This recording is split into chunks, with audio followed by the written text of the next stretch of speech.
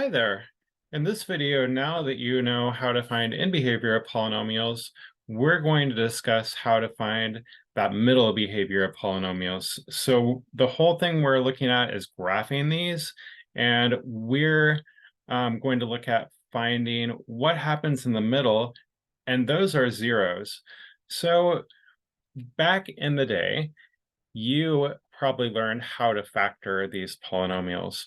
For instance, I have two here for you that you at one point knew how to factor if you still don't know how to.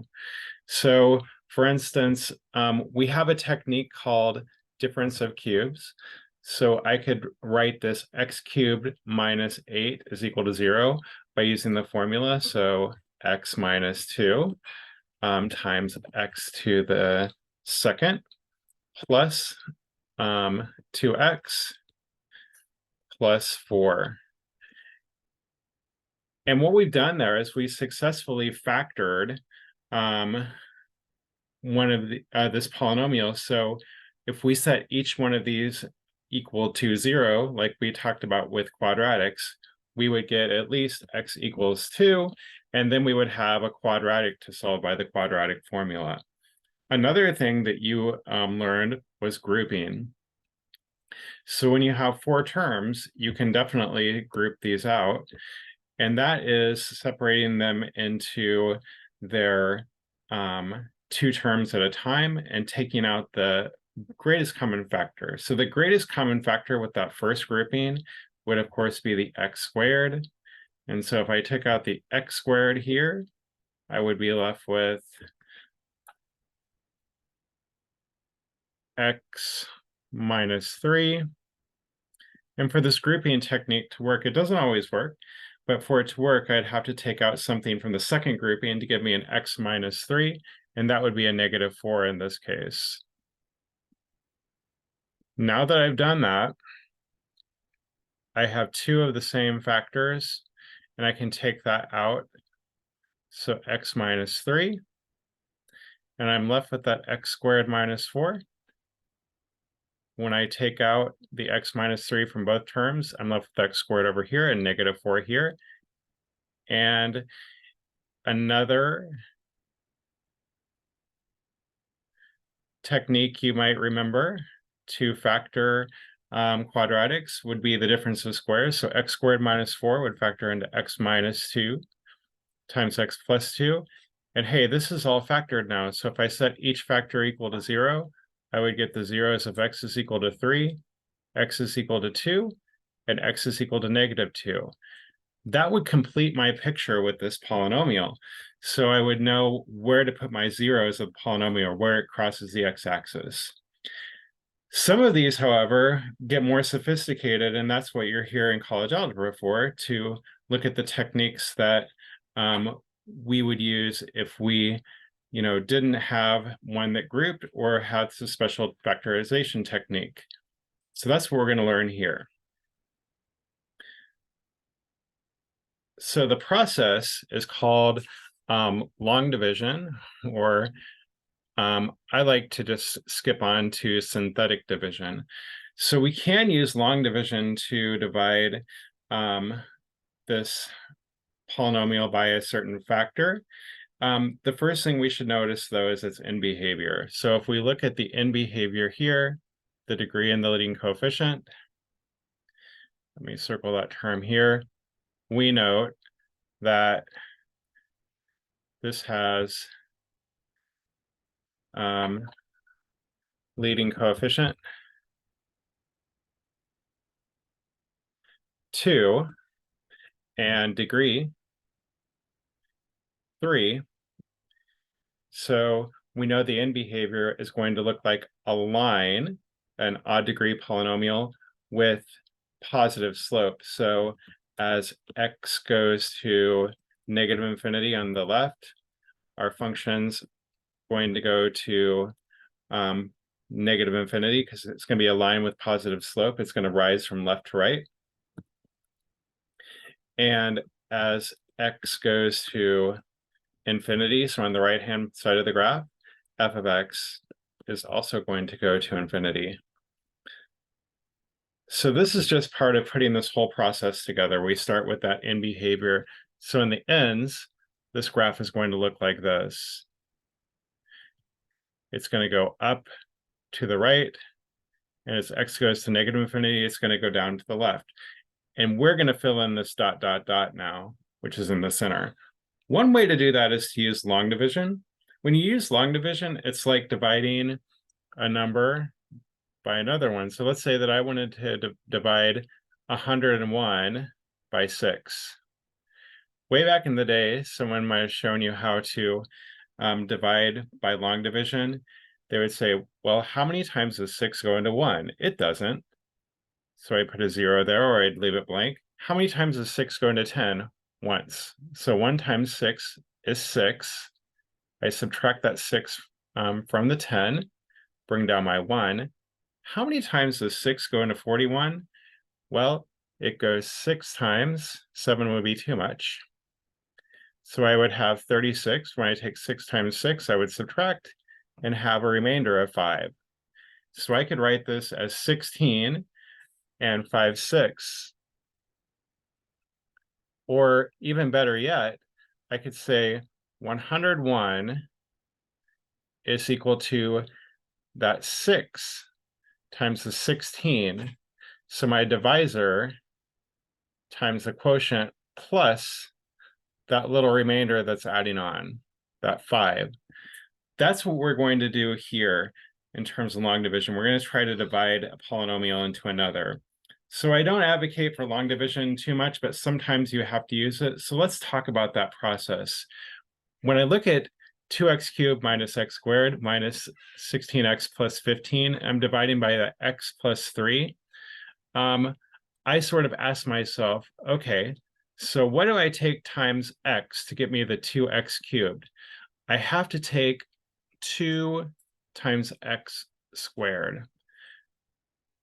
Because when I multiply 2x squared times that x, I get the 2x cubed. And then I'm subtracting the other term. So I have 2x squared times 3. That's 6x squared. And just like I did over to the right with my 101 divided by 6, I'm subtracting this.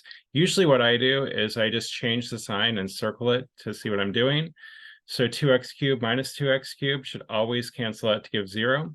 And negative x squared minus 6x squared is negative 7x squared.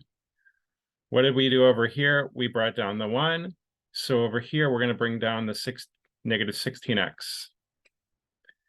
How many times does x plus 3 go into negative 7x squared? That's negative 7x. So negative 7x times x is negative 7x squared. Negative 7x times 3 is negative 21x. And now when I subtract these, I'm going to switch my signs to make this a plus, and this a plus and circle it so I know what I'm doing. And that will give me negative 7x squared plus 7x squared, that's 0. And negative 16x plus 21x, that's going to be 5x. One more term to bring down, and that's a 15. So I get what times x is equal to 5x, which is plus 5. So I take 5 times that x, and I get 5x. And I take 5 times that 3, I get 15. And when I subtract those, lo and behold, you can see that my remainder is going to be 0. So what this tells me is that the 2x cubed minus x squared minus 16x plus 15, that's going to be equal to my divisor, the x plus 3, times that quotient, the 2x squared minus 7x plus 5. So just like what happened over here, when I took 101 divided by 6 is equal to 16 remainder 5, I found out that that dividend 101 was equal to the divisor 6 times 16 plus 5. Over here, I have the dividend 2x cubed minus x squared plus minus 16x plus 15 is equal to x plus 3 times that quotient plus the remainder, which is 0, so I don't have to leave it there. What this has helped us do is factor that polynomial. So we have a factor of x plus 3 that when we set in equal to 0, we know we have an x is equal to -3, and then we have another factor we can factor from the quadratic formula there. So now we're starting to fill in this picture over here. I know over here at x is equal to -3 that my graph is going to cross the x-axis there. So I have more of a picture. When I factor this remaining polynomial, I might see that I have a couple more places that this crosses the axis, and I can fill in my picture. That's what we're doing with this division. So the last thing I want to share with you here is a simpler way to do this process when you're dividing by a linear term. So let me see if I can advance my slide here. So I'm looking at, again, a third-degree polynomial. And I'm dividing it by a linear term x equals 4. So notice that that 0, x equals 4, comes from the factor x minus 4. So if I did regular division and I came out with the remainder of 0, then x minus 4 would be a factor that would give me that 0 of x is equal to 4.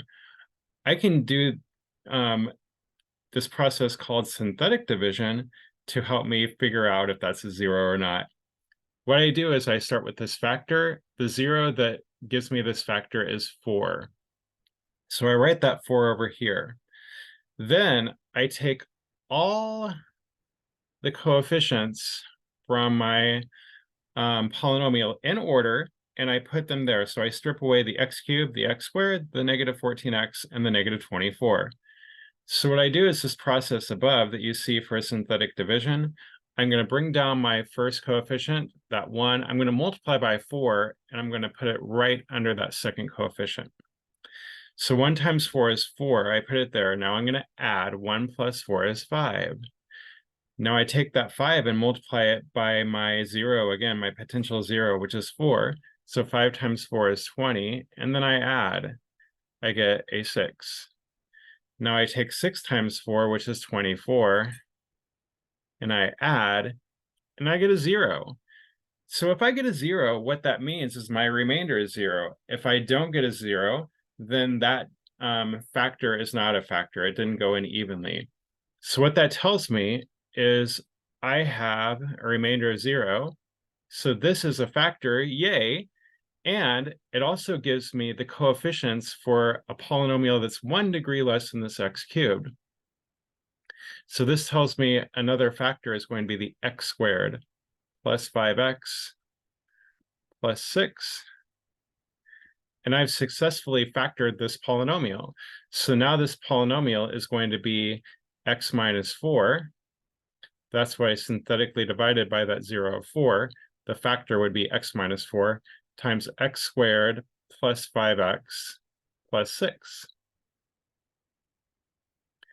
Now, I could use the quadratic formula to solve for the second factor, but this thing seems to factor pretty easily, so let's give it a try. This would be, I need 2 things that multiply to 6, but add to 5. 3 and 2 seem to be those 2 things. So this should be x plus 3 and x plus 2. So I have completely factored this polynomial without using that grouping technique. I had to use a synthetic division. So when I set this equal to 0, I find that the zeros are going to be x is equal to 4, x is equal to -3, and x is equal to -2. So I'm figuring out the middle of that picture. I know the end behavior, since this is an x cubed, a 1x cubed, it's going to be a line, like a line with positive slope. It's going to go down to the left and up to the right. But now I have the zeros that I can fill in. So at 1, 2, 3, 4, it's going to cross the x-axis. At -1, 2, my polynomial is going to cross the x-axis. And at -3, it's going to cross the x-axis. So I can fill in this picture. It's really neat. That's what my polynomial looks like. So one thing you have to be careful about is when you have a term that's missing. So let's look at example 5 and see how we would do synthetic division there. I have an x minus 6, which will give me a factor of 6. And then I list the leading coefficients in order. So I have a 3x cubed, I have a -16x squared, but I don't have an x. So I'm going to put in a 0 for x and -72. Now I'm going to do my process. I bring down my leading coefficient 3. 3 times 6 is 18. Add. I get a 2. 2 times 6 is 12. I multiply by that divisor. I add. 0 plus 12 is 12. I multiply 12 times 6. That's 72. And -72 plus 72 is 0. So I found another 0. So I found out that x minus 6 is a factor. And my other factor would be 3x squared plus 2x plus 12. So this polynomial factors into 3x squared plus 2x plus 12 times that x minus 6. And I could go ahead and I could solve the remaining for the remaining zeros by just using factoring. Or the quadratic formula for that second term I have there. So this is sort of filling in our pictures. The next thing we need to know is a systematic process of finding things to try for that synthetic division. So thank you. I hope this helps.